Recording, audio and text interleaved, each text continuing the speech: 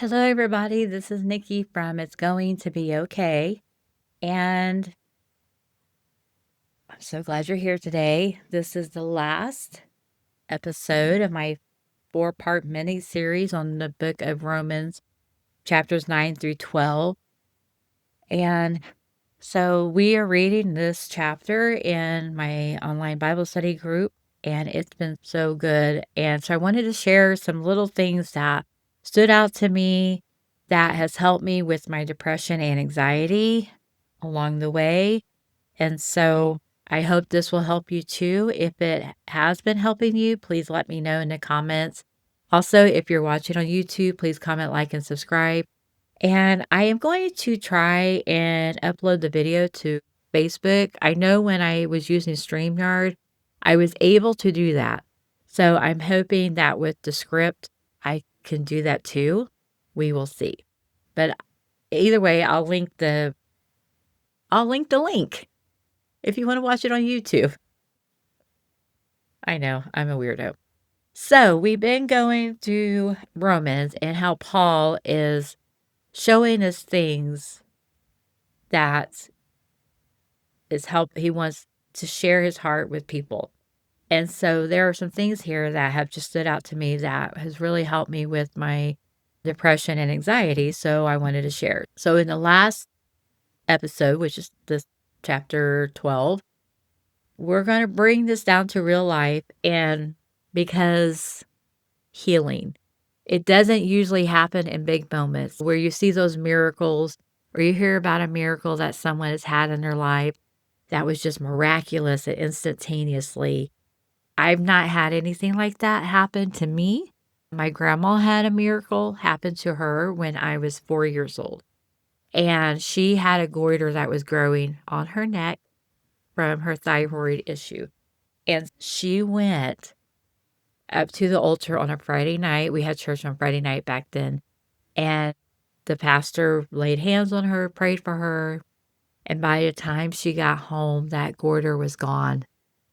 And she has started to, because it was starting to grow, so she has started to wear like a scarf or handkerchief around her throat so no one could see it because she was embarrassed about it. And I remember, because back then, I spent the night with my sister and I, on Friday nights. And so after church, we went through these drive-through, they're called milk houses. They still have a few here, I guess, in one or two here in Richmond. But they're called a milk house, and you could drive through in your car, and someone would come to your car, and you could get just like it's a small convenience store, but you didn't get out of your car. You just drove up, someone came out, asked you what you wanted. They got what you needed, and you go along your merry way. But she would get a pound of bologna, a loaf of bread, those Grippo's potato chips. And if you don't know about those, you should learn about those. And then she would get a 3-liter of either RC Cola or Big Red Pop. Or sometimes she got both. But that was our special thing. And then when we got home, she would feed us, and then she'd make popcorn.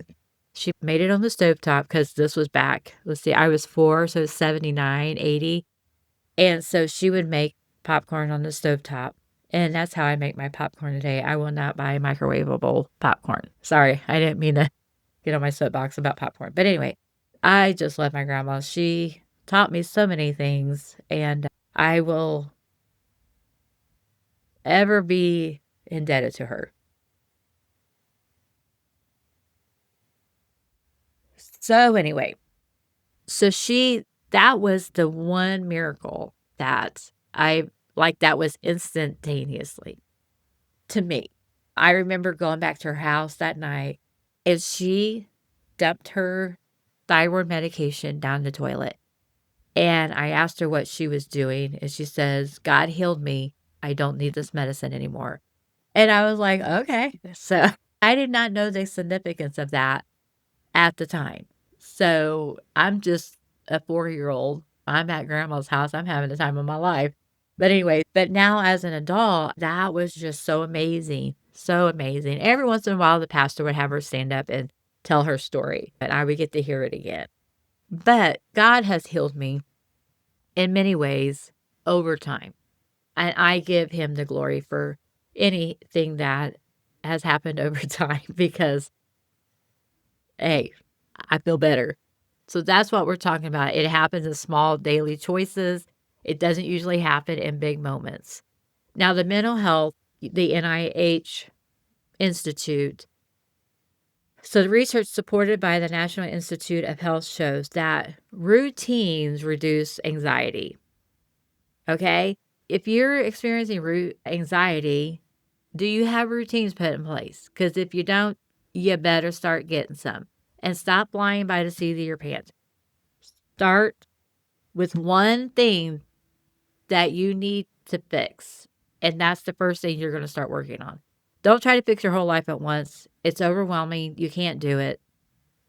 You'll drive yourself and your family insane. So just don't do it. Just do one little thing.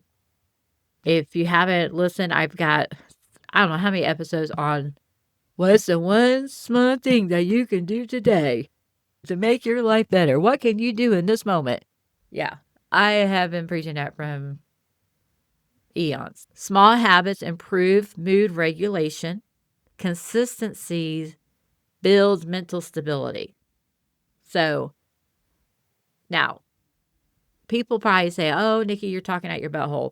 Maybe I am, but I have the things that I do, I back it up with science and with the word of God and from experience. So before you start turning the channel, hear me out. So today's scripture is Romans 12:2, the very popular scripture. We've all heard it before. If you haven't, you're going to hear something amazing here in just a minute because like today I'm not prepared. So Romans 12:2. Do not conform to the pattern of this world, but be ye transformed by the renewing of your mind. Then you will be able to test and approve what God's will is, his good, pleasing, and perfect will. So, if you're suffering from anxiety and depression and your life is out of control, you need to build some routines. One at a time is fine. You get that one in place, then you start something else. That's what I had to do back in 2020 when I hit rock bottom and my family was all in disarray and nobody was talking to nobody. Nobody loved anybody. I'm not talking to you. I'm not going to come see you. When all that happened, I was devastated because it messed me up. And so I went to a deep depression and I was there for months. And my husband said to me, you got to change something because if you don't, you're going to destroy yourself. And so I took that to heart because my husband, he's pretty late. He can be pretty laid back. Now he's got beliefs that he stands by.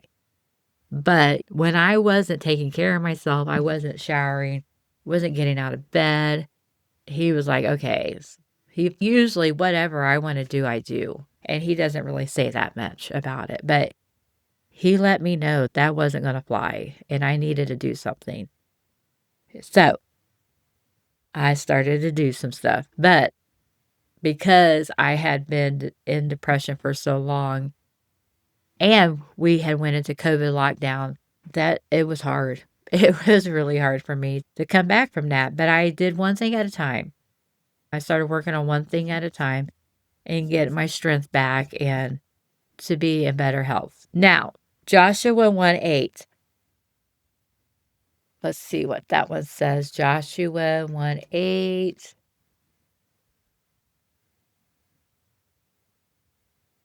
Joshua 1:8.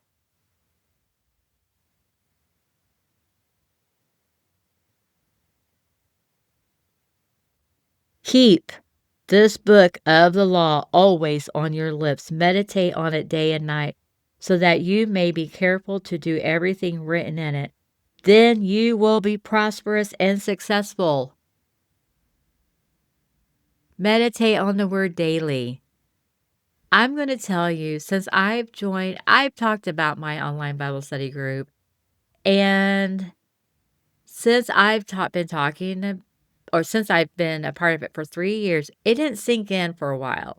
But this past year, it has really helped me grow. And because I was reading it, I've been reading it daily. And even if you're not a religious person, you can still read this and get some good encouragement, at least get some good old stories out of the Book of Kings and Chronicles and Samuel about the Israelites fighting. Lord have mercy. That's some blood and guts going on right there. I feel like sometimes maybe the Bible should have ratings on it, especially the Song of Songs. Whoo! Solomon was getting it on. But I digress. So, anyway, this has helped me. I do it in the morning, and it helps me at work. And it reminds me that, ding, ding, ding, ding, ding. Nicky, maybe you shouldn't say that. And when I haven't been in the Word, girl, my mouth can run and I can hurt some people's feelings. And I don't want to be that person. That's a horrible person. Okay, so the next one is Psalms 1, verses 2 and 3. But those who delight is in the law of the Lord and who meditates on his law day and night, that person is like a tree planted by streams of water, which yields its fruit in season, and whose leaf does not wither. Whatever they do prospers. Well, how about that? So when you're in the Word and you meditate on his law daily and nightly, that person is firm, firm in the Word. And even if that tree is planted by a stream of water, that stream of water cannot take that plant away. You are firm in this foundation. And that's what we need. That's what we need to help us with our thinking when we are in depression and anxiety. Because a lot of the times, yes, we can't control everything that we think about. It comes into our mind. But if you've listened to my other episodes, you know that in Philippians 4 through 9, that can help you change your negativity thinking to more positive thinking. So when you are having trouble thinking positively, you got to replace that negativity with something else. What do you want to replace it with? Something positive, something that's true, something that's right.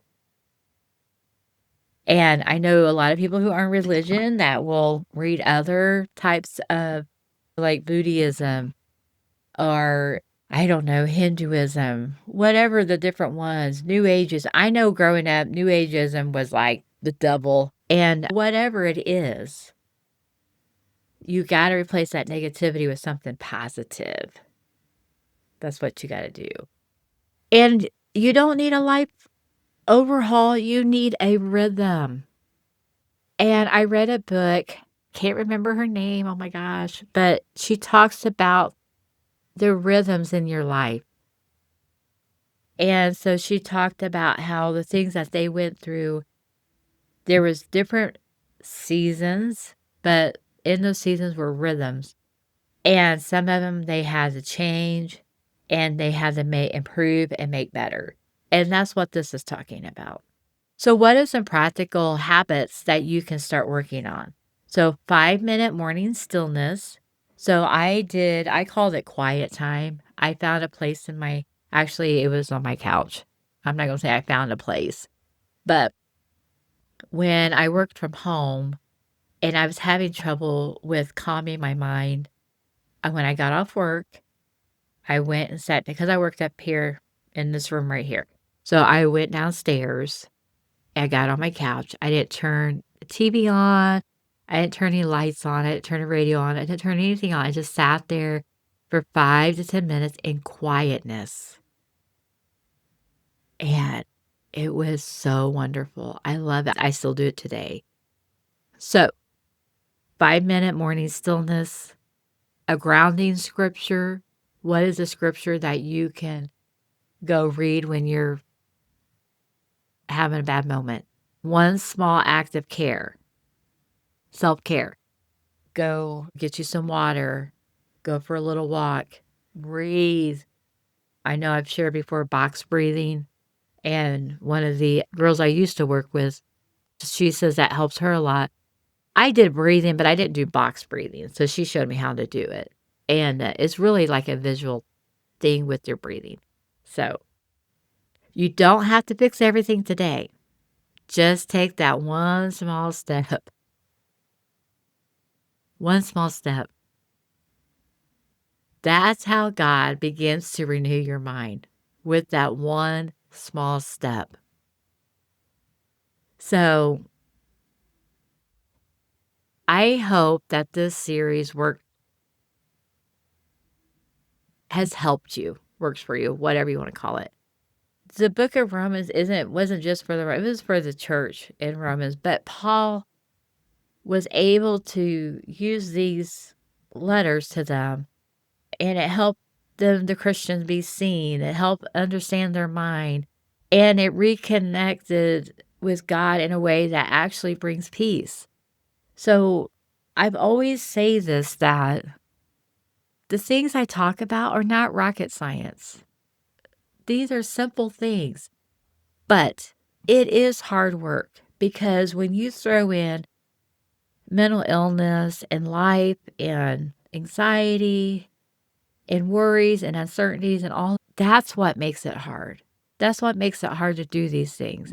So that's why I encourage you to do one little thing and just replay these episodes over and listen to them again and again. They will help you. I promise they will help you.